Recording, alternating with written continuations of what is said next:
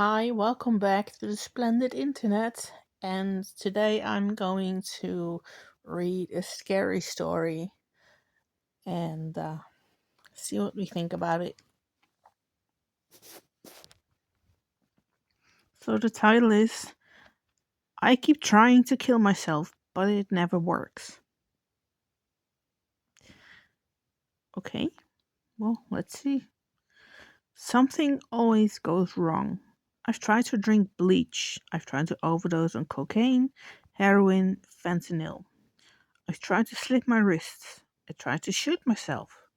I tried to step in front of a subway. I even tried to jump off a building.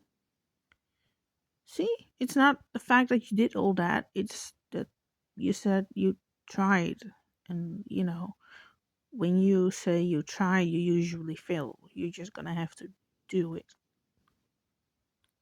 It's my advice. Just do it. Don't just try, do it. But something always goes wrong. And they're not coincidences. There's something closer to divine intervention, a miracle at first glance. You might look at my situation and think I had an angel on my shoulder. Unfortunately, it's not an angel, and he didn't come looking like the devil. As they say, he showed up looking like everything I ever wanted. I first met him in my early 20s. I grew up in Inglewood in Chicago's South End and was in my early teens during the city's plans for transformation. It was supposed to lower poverty and crime and create new hopeful spaces. Of course, it did the opposite. It did give me a job though, albeit a criminal one, and something to rap about, because that was what I wanted to do above all else, be a rapper. Where I'm from, rapping was more than just a job, it was an identity. Yeah, you hear that, don't you? It's like people don't just do it for fun or for income or, yeah, to become an artist. It's like to express their emotions, and it's actually a way of life rather than a musical genre. The more dangerous you were, the more violence you created and drugs you sold, and as a result, the more clout you got as a rapper. I guess that's true nowadays as well. It seems that a lot of rappers still, even though they're successful, they're still involved in nasty stuff. And so many rappers have even been shot due to enemies they had. And it's crazy when you think about it. Even if you couldn't spit, even if you sounded like an out of rhyme Dr. Seuss character, being dangerous was more important. I was good at that. But I wasn't good at rapping. I had all the stories from all my crimes, but I just didn't have that edge in the studio. And I wanted more, that more than anything or anyone. I guess that's why he came to me. Oh, he who shall not be named. I was at a show one night when I saw him through the crowd. I wish I could describe him, but I can't. Every time I think back, even if it was just moments ago, there's a blur where his face should be. That actually does happen with people. I can't remember which disease it was, but there is a disease where people cannot for the life of them remember faces of people, even though they just saw them a few seconds ago. But if anybody knows which disease that is, just write it down in my comments because I know it exists. I just don't remember which one. The man has a name, but I can only remember that when he's near me. After the show, the next time I saw him, it was more strange. I went into an apartment with a few guys to collect some money owed. They didn't have it, so things got out of hand. Two dead bodies later. Oh my god. Okay. and we were leaving out the front door. But as we were, I looked back inside. This is a very nice story, isn't it? Blood, gore, crimes, everything. Out the window, there was a face staring in. I couldn't remember a thing about it, but I remember it was the same man as at the club, and somehow I remember he was smiling at me. The third time I saw the man was when I was sitting in the back of a cop car. I was driving home from an after hours club and I'd fallen asleep at the wheel at a green light. I was getting booked for drunk driving, but then they found drugs and two guns I didn't have papers for. Oh my gosh. You're not very smart, are you? Just keep doing your rapping thing. I mean, yes, it goes with the identity, kind of, to be a bad boy and sell drugs and have a gun and all that stuff. But is it really worth it to have all that stuff for your so called career? If you even manage to get a real career out of it, and just have that stuff with you where they can arrest you um, for? I mean, I don't think I would even try to think of that. Just get rid of those guns and the drugs, man. I mean, you could make a living possibly from your career, and you're ruining that. I guess I just don't get it. I mean, I'm not in that scene, so this is just my white ass thinking about why, why. As I sat in the back of the cruiser, watching the two officers go through my car, I caught movement to my left. The man was back.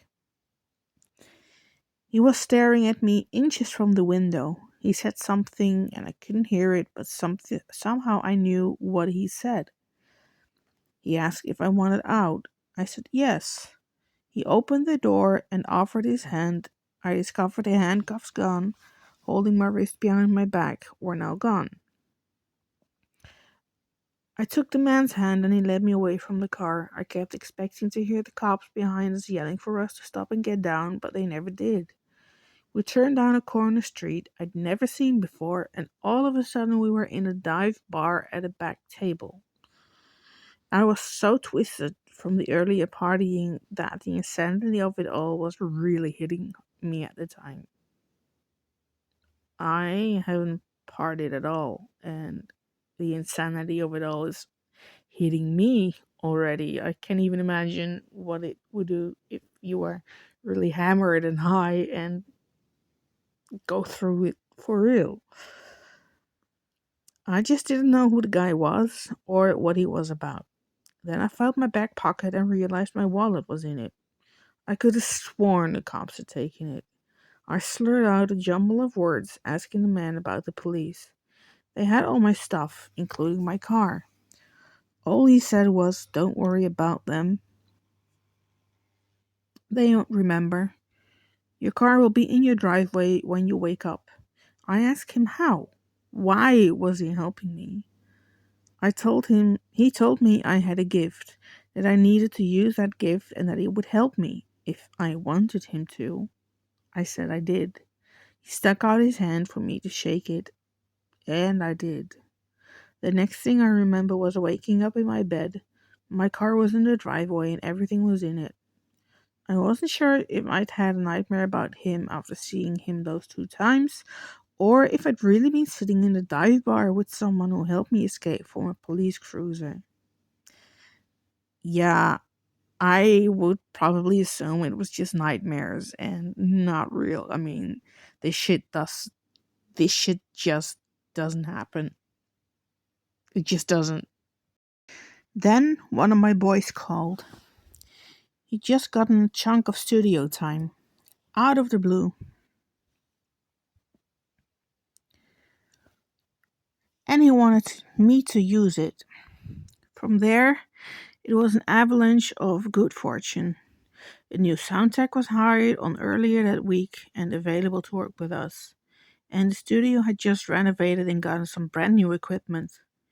It was more than that, though. It was also what everybody else brought. Standing in the room, I felt something move through the air. Yikes. It moved through all of us. Oh, yikes. It guided their hands and my words, and we started creating gold. What do you mean it's not the devil? Didn't he say at the beginning it wasn't the devil? It sure sounds like a devil. You know, that handshake is like selling your soul to the devil as a way of contract. Let's see where this goes. It was like all of a sudden everyone had become really good at what we're doing. But they're just really good. You are excellent. Yeah, that usually happens with deals with the devil. You don't just get good, you get like the best at what you do. There's nobody who can win from you anymore. Unless, of course, you break the contract, then you have a problem. And we had a 15-track album by the end of the weekend. Almost everything I spit was loose and freestyled. I opened my mouth and the next phrases were already there. And they were all the things I would say, just better than I would say them. But they were still in my voice, if that makes sense.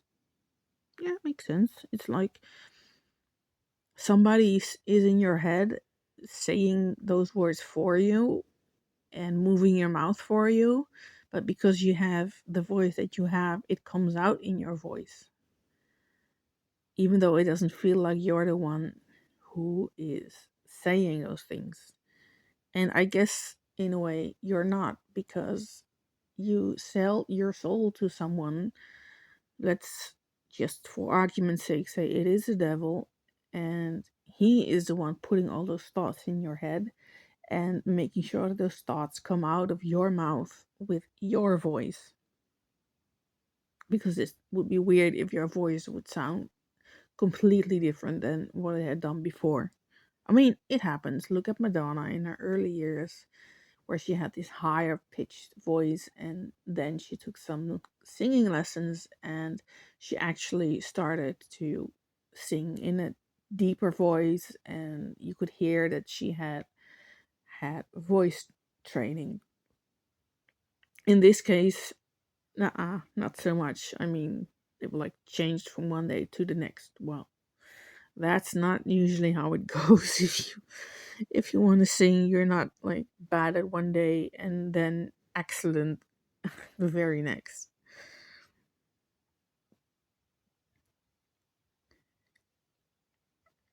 Simply the best of my voice. Once the tracks were on MP3 and hit the web, they spread like the plague. I was quickly signed to a label and put out 3 more albums that year. 3 more albums in 1 year?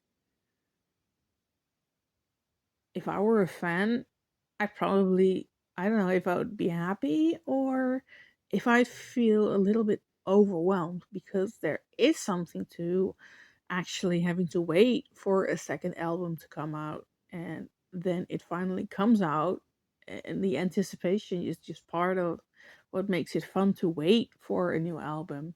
And if you know that they're going to just spit out albums like 4 times a year, and that anticipation is gone. And I don't know if I would like it. Not as a fan. No, not really. Each one was better and made more money. People became obsessed with me and my tracks. I forgot about the man with the blurry face, but he came back in my second year when I was working on album number 5. I'd see him at my shows, flashes of him in the crowds. Then one night, it was only for a moment, but when my show lights strobed on, I looked at the crowd and saw each of their faces. And they were all the same as the man. Oh my god. The man whose face I can't even describe. Oh, how freaky is that? It's like there's little clones of that person everywhere. Are you sure you're not on drugs? Huh. I mean, from the early part of the story, you are a drug user, so it's highly likely that maybe that could have influenced what they look like, but also not. I don't know. It sounds creepy if that would happen. Maybe I would just run off stage, go home, and dive under my bed and never come out. I don't know.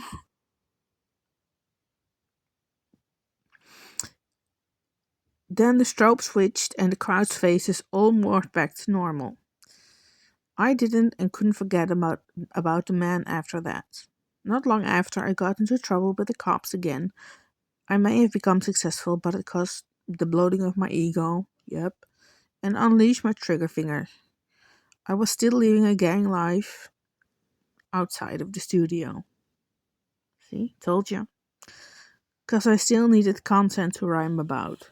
Well, why do you need crimes to make a rap and rhyme about? I mean, yes, it is kind of the part, it is a part of the hip hop scene where they rap about crimes and yada yada yada, but you can make up things in your head. You can make up crimes. You don't have to actually do them to write about them and to rap about them. A little dumb reasoning. But this time was bad. I had assault and murder charges. I was sitting in a jail cell after I was pulled in and was coming down from the previous night's drugs. Ah, there's the drugs. My heart was racing and I thought I was having an anxiety attack. Then I saw the man. He was sitting on the other side of the bars looking in at me. I told him I needed his help. All he said was, "Tell me I can take Jace." I didn't know what he meant, but I said yes. As I blinked, my world changed and I was back at home. I was ecstatic and forgot about the encounter until 2 days later, when Jace, who was a newer member of my crew, died of a heart attack. Again, not the devil. I highly doubt it. I couldn't help but think I was responsible for Jace's kid going fatherless. Oh, he has a kid? Aw, why'd you have to bring a kid in your story? Mm. Now I don't like to read on anymore. Kidding, I do. Still, the charges disappeared. It was like they never happened. Like the world forgot the people I'd hurt and killed. I started to drink more and was burning through coke. Legal problems were mounting up and pending charges for more assaults were at my doorstep. And just as each wall of court cases hit me, the man showed up, asking for more and more of the closest people to me in exchange for innocence. Within a few, how is it not? How are there not coming red flags into your head about this? How are you? Yeah, okay. Yeah, sure. Yeah, take him. Yeah, take him. Yeah, take her. I don't care as long as I can do my drugs and my alcohol and I can rob people and kill people and get out of jail free. I mean, as long as it doesn't affect me, why should I care? Yeah, sure. Take them.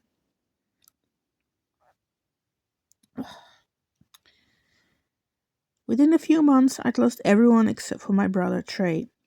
I was trying to block it all out by consuming more and more substances, but the man had taken everyone close to us. Yeah, maybe your issue started because of your use of substances and you're trying to wipe it out of your memory with even more substances, which causes more trouble for you and you start to miss more people around you.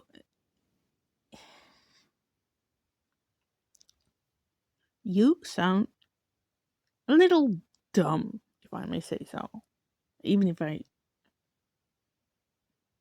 might not say so, I am still saying it. You're dumb. And I'd given him permission. I was addicted to my identity as a dangerous rapper, and the drugs and booze left a hazy filter over my conscience, so the only direction I knew to go in was towards my next album. Selfish much? Then a homicide charge from the past came up, and my DNA was linked to the murder weapon. I was facing life. The man showed up. He asked for Trey. I wish I was a better man and could say I refused. No, I already know where this is going. I mean, you're a dickhead. You knew all the people around you were disappearing. And what's one more? What's even your brother at that point, right? That I chose my brother over fame. That I took the deserved jail time and told the man to fuck off. But I didn't. The charges disappeared and Trey passed away. After that, I couldn't rap.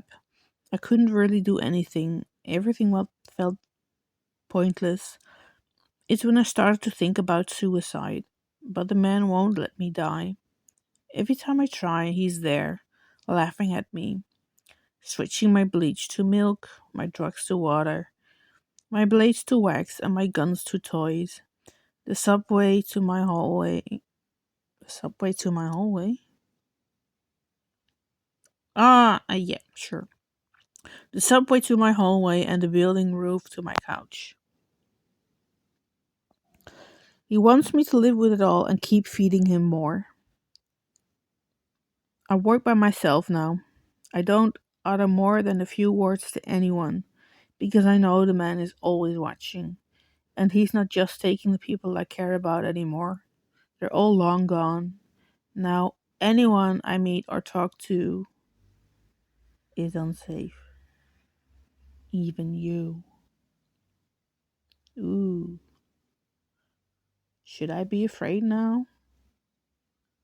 Because you don't necessarily speak to me. You just wrote it. So, technically, that should get me out of that shit. But yeah, that was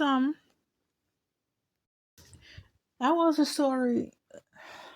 I don't know.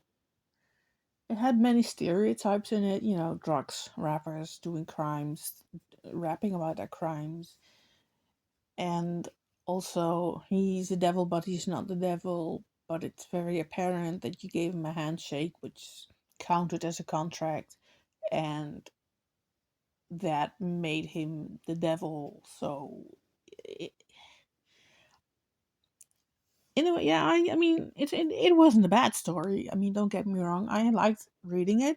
It's just that some things were predictable, and still, it also has this kind of creepy undertone on it. Like, you heard my story. I spoke to you about it. You're next. That kind of feeling.